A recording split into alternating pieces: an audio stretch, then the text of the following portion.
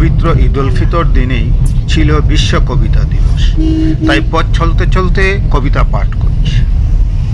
রোজা ভাঙ্গার আনন্দ ঈদ উল ফিতর, ধর্মীয় উৎসব ঈদ বিশ্বের ভিতর, পবিত্র রমজানের সুখ নিরন্তর, বাদশা ফকিরাজ একের অপর, শ্যাম সাধনা তৃপ্তি আনন্দ মুখর, আলিঙ্গন কোলাকুলি বুকের উপর, বিশ্বের ভাতৃত্ববোধে আল্লাহ আকবার, ধর্ম আঁকড়ে মানুষ পাপ পুণ্যভর, সুখ দুঃখে সহমত কাউকে না ঢোর, আনন্দের ভাগাভাগি একে পরস্পর, নূতন পোশাকে গায়ে সুবাস আতর, একাশনে খানা পিনা নয় দেশান্তর, অভাবী দিন মানসিক ফিতরা নিষ্কর, নানান খাদ্য বুঝায় মিষ্টি মাংসে কর।